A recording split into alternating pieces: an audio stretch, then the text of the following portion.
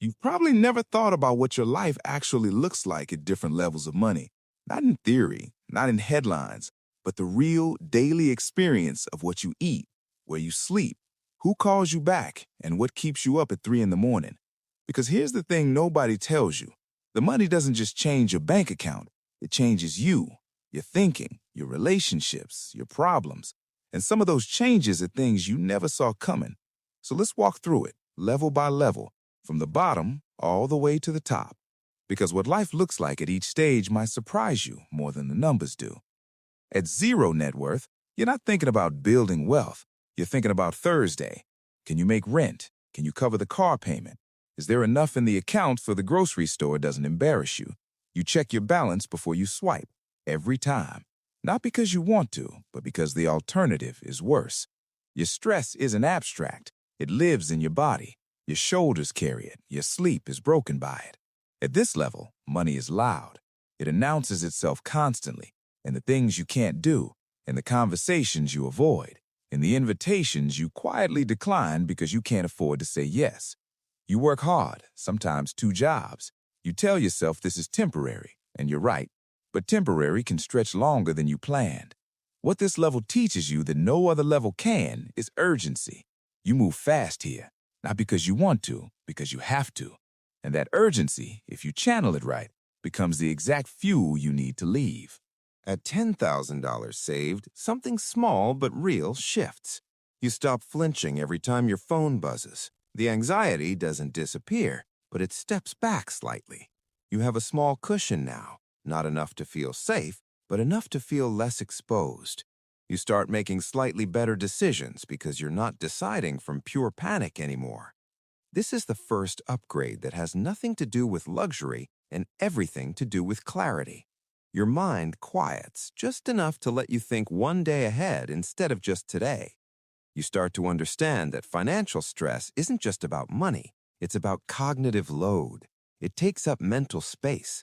And when that space starts to free up, even slightly, you become a little sharper, a little more patient, a little more capable of planning. That 10,000 isn't life-changing, but it's the difference between reactive and thoughtful. And thoughtful is where building begins. At $50,000, you're starting to feel something unfamiliar.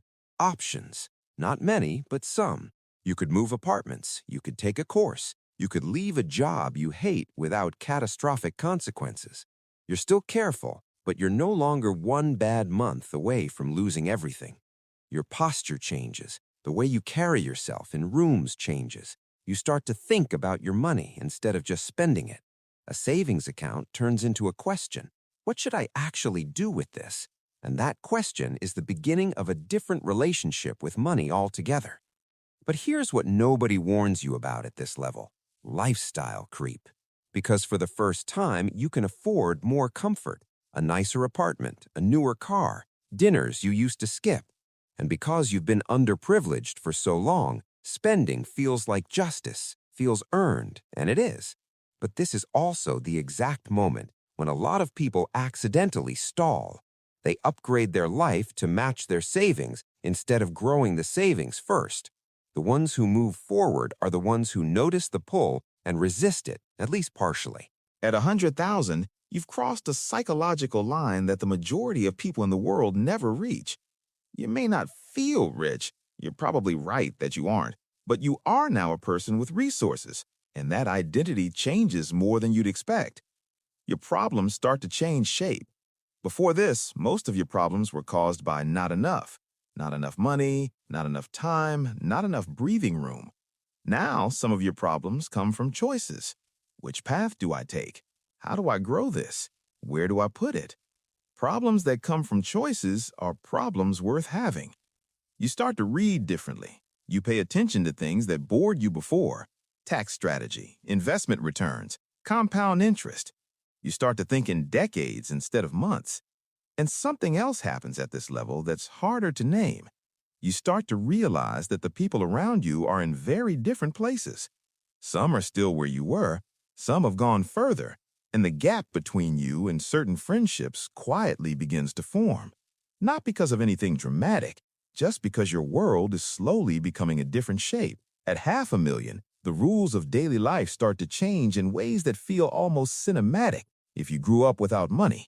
You don't stress about the bill at dinner. You don't calculate whether you can afford the flight. You book it. Small decisions stop requiring deliberation.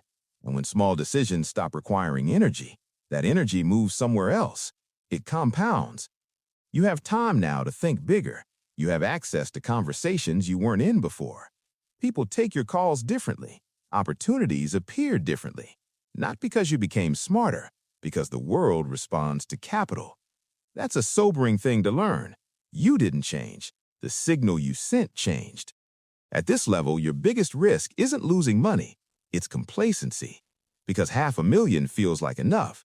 It feels like you made it. For most of human history and most of the world today, it is enormous.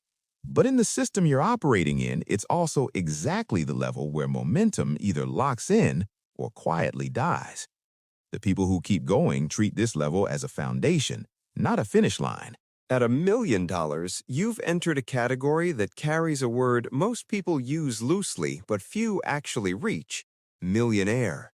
And the strange thing is, it doesn't feel the way you imagined it would when you were checking your balance before swiping your card. There's no ceremony, no shift in the air. You wake up the same person. But the architecture of your life has changed underneath you, even if the surface looks similar.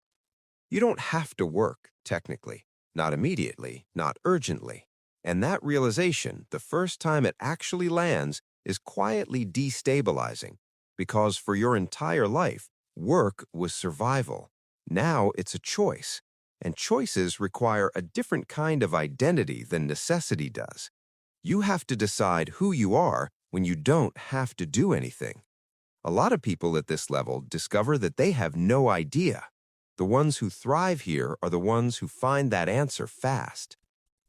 Your relationship with risk changes completely at $1 million. Before this, risk meant potential loss, real loss, the kind that sends you backward. Now, risk means something different. It means opportunity cost. It means allocation. It means thinking about what your money is doing while you sleep. You're no longer just saving, you're deploying. And deploying capital is a skill, a psychology, a discipline that nobody teaches you in school, that most people learn slowly and expensively. You'll make mistakes here, probably expensive ones. The question isn't whether you lose money at this level. You will. The question is whether you lose it in a way that teaches you something worth more than what you lost. At $5 million, your daily life looks almost identical to your life at $1 million on the surface. But underneath, the foundation is fundamentally different. You have real security now, generational security, the kind that means your children start from a different place than you did. Your time becomes the scariest thing on your balance sheet because it's the only resource that doesn't compound if you ignore it. You start being approached differently. Advisors appear, opportunities appear, people with ideas appear, and you learn, sometimes the hard way, that at this level, your biggest threat isn't the market, it's the people around your money. The wrong advisor, the wrong investment, the wrong trust placed in the wrong direction, and $5 million can move in ways you didn't authorize. Discernment becomes a core skill, not paranoia, discernment, knowing who has your interests and who has their own. That lesson, once learned, changes how you read every room you walk into. At $10 million, you stop thinking about money in the way most people think about money for the rest of your life. It becomes infrastructure. It becomes a tool with weight and velocity and direction. You're not spending it the way you used to spend money. You're positioning it. You start to understand that the wealthy don't think in income. They think in assets. Income is what you earn. Assets are what earn for you. That mental shift, simple as it sounds, is the exact line that separates the people who stay at this level from the ones who move beyond it. You also start to understand taxes differently, not as something that happens to you, but as a system with architecture. And within that architecture, there are legal structures, strategies, vehicles that the average person has never heard of, and the wealthy use routinely. You're not avoiding your obligations. You're understanding them at a depth most people never reach, because most people never need to. Your social world narrows and deepens at this level. You have fewer friends than you used to, but the ones you have are closer, more honest, more useful in the truest sense of that word. Small talk starts to feel expensive. Your time has a different weight now, and you feel it in every unnecessary hour spent in a conversation that leads nowhere. Some people find this isolating. Some find it clarifying. Often it's both at once. And your relationship with things changes. You stopped buying things to feel wealthy somewhere around 5 million. Now you buy things for quality and silence. Quietest room, the most reliable car, the vacation with the least friction. Not status, simplicity. Because at this level, complexity is what drains you. Simplicity is the luxury. At 50 million, you have crossed into a territory where the word wealthy begins to feel insufficient. You are not wealthy in the way a successful surgeon is wealthy. You are wealthy in the way that starts to carry influence. Your capital moves markets in small ways. Your name opens doors that most people don't know exist. You are invited into rooms where decisions are made before they are announced. Not because you are extraordinary, but because capital concentrates access. That's the mechanics of it. And in those rooms, you start to see the world differently. You see how decisions at scale actually get made. Who knows who owes whom, how policy and capital and relationship all braid together into outcomes that look inevitable from the outside, but were shaped in private long before. But here's what the numbers don't show. At 50 million, you will face the quietest version of a question that has been following you your entire climb. What is this actually for? Because the original answer, security, freedom, options, stopped being the real answer somewhere around 5 million. And now you're here, and the answer isn't obvious anymore. The people who answer it well, who find a mission, a legacy, a problem worth solving with the resources they've built, they become something rare. The people who don't answer it can have $50 million and feel surprisingly empty, not because money failed them, because they never decided what money was supposed to be in service of. At 100 million and beyond, you're no longer navigating the financial system, you are part of it. Your decisions about where to place capital affect companies, employees, communities, sometimes entire industries. The individual transaction stopped mattering years ago. What matters now is pattern, philosophy, legacy. What do you want to have built when you look back? Not just financially, what did the decisions you made do to the world around you? These are not soft questions at this level. They're the only questions left with any weight. And here's the thing about all of this that no one tells you when you're at zero, staring at your balance before you swipe. Every level you just heard about started with someone in a harder place than they ended up. Every person who crossed those lines did it through a combination of decisions, discipline, timing, and a willingness to be uncomfortable for longer than felt fair. The money changed, the problems changed, the relationships changed, but the underlying question stayed the same at every single level. What are you willing to do and who are you willing to become to reach the next one? You already know your answer. Now, go act on it. And if this breakdown gave you something to think about, something useful you'll carry into your week, hit subscribe because there's a lot more where this came from.